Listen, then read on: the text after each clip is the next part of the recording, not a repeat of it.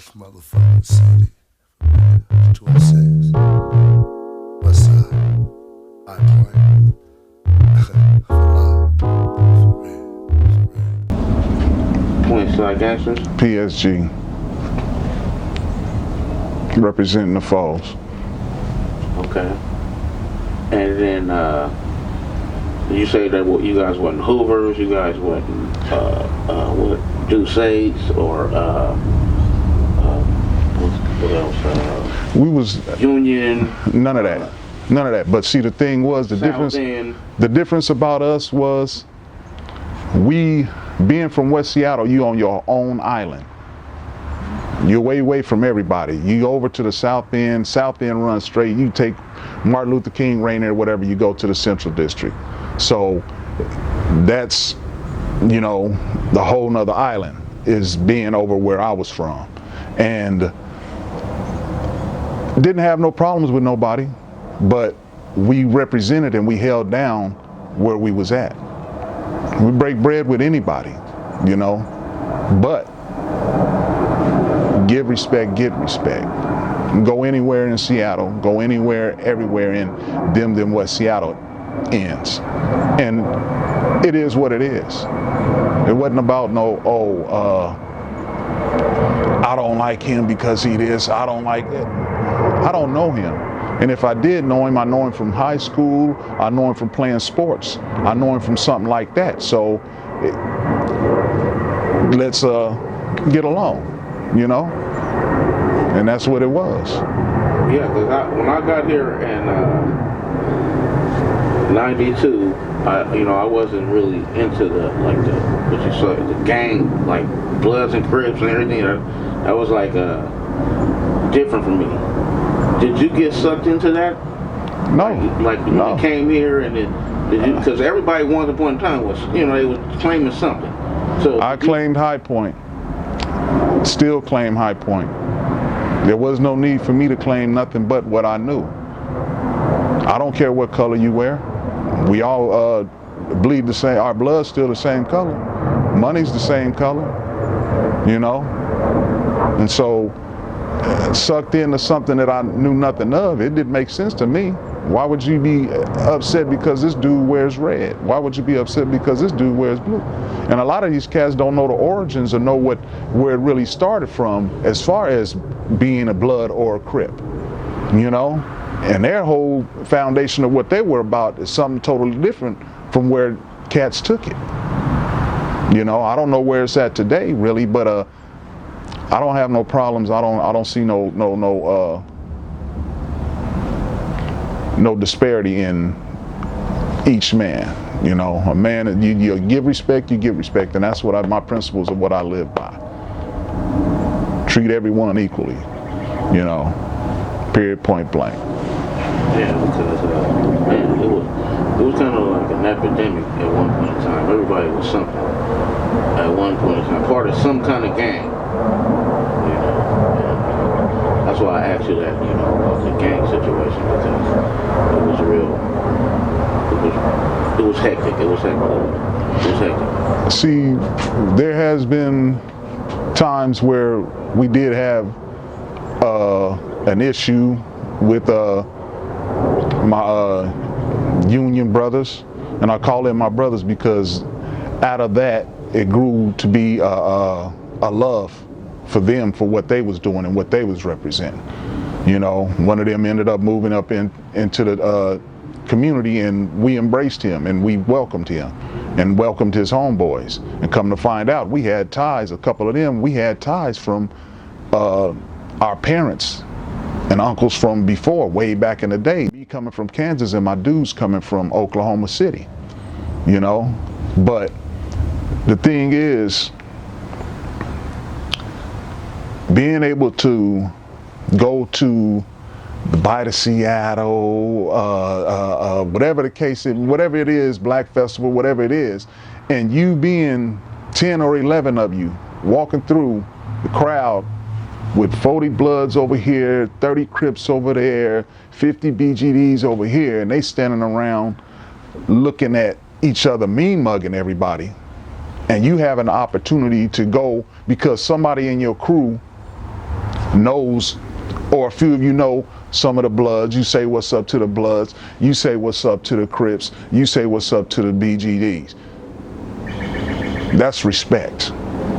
To be able to walk through and be able to get love from all these different sets and keep pushing, and they seen you talking to each one of these groups, and it's no problem.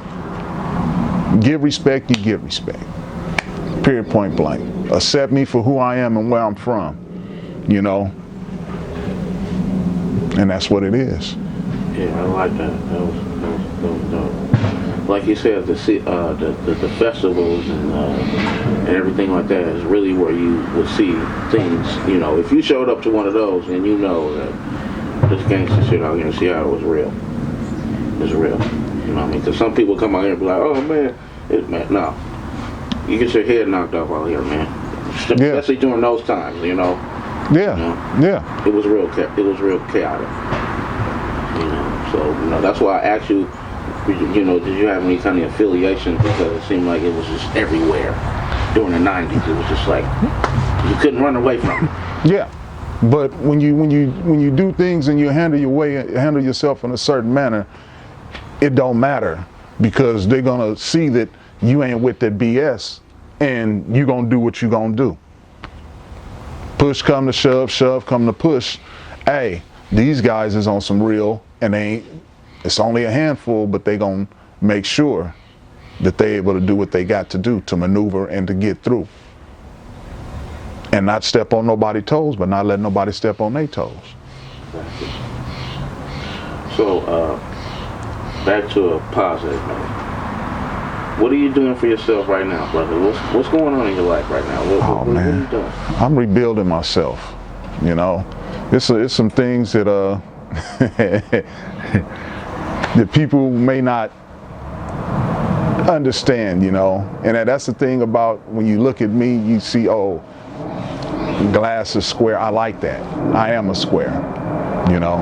I like the fact that people underestimate and think that there's no street smarts, when in all actuality I've been out there in the streets. I'm rebuilding myself. I'm rebranding myself as a person who just got done doing 10 years federal time. You know,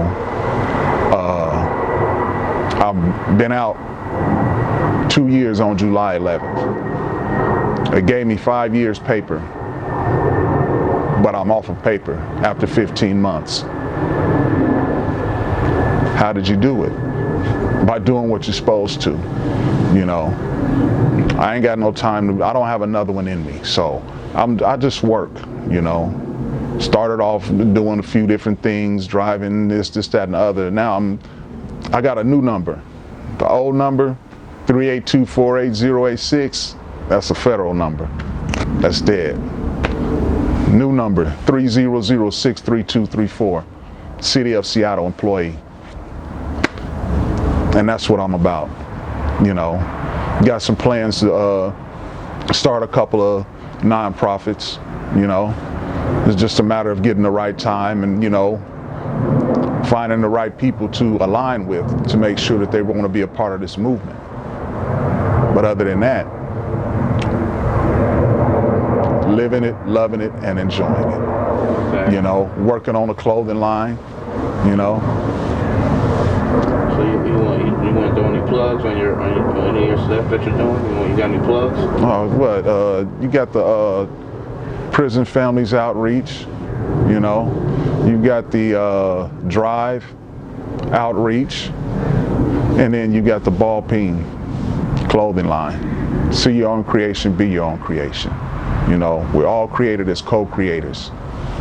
So how would everybody get into, where is there any kind of no webs, no addresses to be URLs or nothing like that right now. See, I can put it out there and you can try to duplicate, but you just imitate, because it can't be duplicated, because can't nobody bring my vision forward the way that I can. And that's what a lot of people need to realize. Can't nobody do you or do what you want to do but you. You got your dreams, You got your vision, you know. You just need the right insight, the direction, and the energy. That's drive. The direction with the resources, with the insight for your vision, and the energy. Let that be the vehicle that helps move you forward. That was powerful. That's powerful, man. I like that. So Sean, man, I really appreciate you giving me this interview, man. And hopefully there'll be many more after this. You can take me on a tour, basically, you know, what you're doing, and show everybody that, you know, my movement is strong. Because I, you know, no matter what, man, I got your back, man. I help you with your movement, man. So if you need any help, just come let me know, man, and I'll hook you up, bro. For sure. So you got any final words for the people, man? The best is yet to come. All right, man. We out. I done fell a victim to this Westie.